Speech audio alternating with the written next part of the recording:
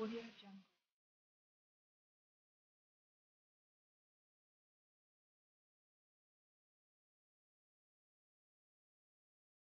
Audio Jungle.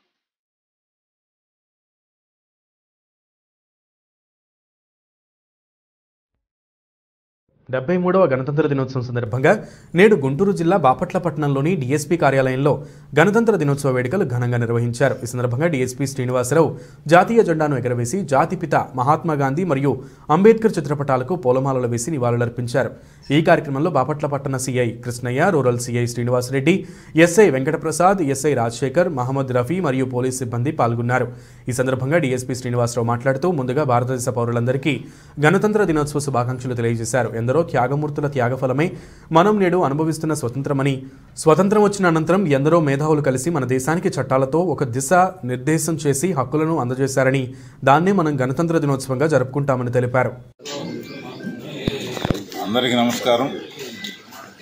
ముఖ్యంగా Bapatla sub division police sub division పరిధిలోని భారతీయ పౌరులందరికీ గణతంత్ర శుభాకాంక్షలు.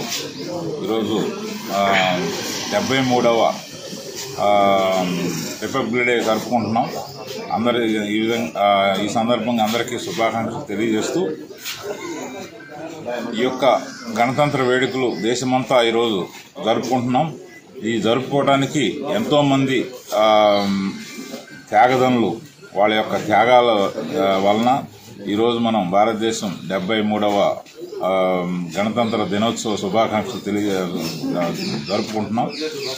ఈరోజు రాష్ట్రపతి చేతుల మీదుగా ఎర్రకోటలో ఈ యొక్క జెండా వందనం జరిగింది. అదేవిధంగా అన్ని చోట్ల గవర్నమెంట్ ఆఫీసుల్లో అన్ని చోట్ల ఈ యొక్క దినోత్సవాలు జరుపుకుంటున్నాం. ఆగస్టు 15 అలాగే జనవరి 26 రిపబ్లిక్ డే సెలబ్రేషన్ చేసుకుంటున్నాం. ఈ యొక్క జరుపుకోవడానికి స్వాతంత్ర సమరయోధులు ఎంతో ప్రజలు ఇంకా కొంతమంది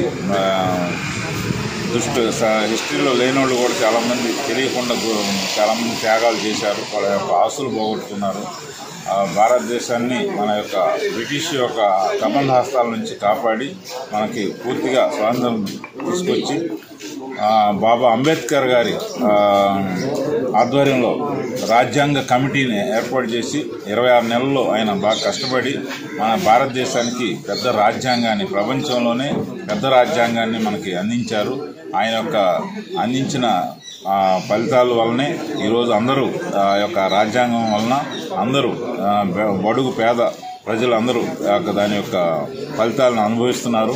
ఈ యొక్క వ్యవస్థని, ఇంత పెద్ద వ్యవస్థని మనకి భారతదేశానికి అందించిన బాబా అంబేద్కర్ గారికి మరొకసారి నమస్కారాలు తెలియజేసుకుంటూ, దేశం అంతా ఇప్పుడు రాజ్యాంగం అందరికీ సమాన హక్కులు ఉన్నాయి. హక్కులను కాపాడటంలో పోలీసు బాధ్యత మాకు ఎక్కువ ఉంది. సైనికులు దేశాన్ని బయట అవుట్స్కట్స్లో కాపాడుతుంటే ఇంటర్నల్గా అంతర్గతంగా దేశ భద్రతను కాపాడాల్సిన బాధ్యత పోలీస్ వ్యవస్థ మీద ఉంది. కాబట్టి ప్రజల సహకారంతో మేము ఇంకా ప్రజలకు సేవ చేస్తూ దేశ భద్రతను కాపాడటంలో మేము కూడా మంచి పాత్ర పోషించి అందరికీ మంచి సేవలు చేసి మన దేశానికి, మా పోలీస్ వ్యవస్థకి మంచి పేరు తీసుకొస్తామని చెప్పి ప్రజలను కోరుకుంటున్నాం.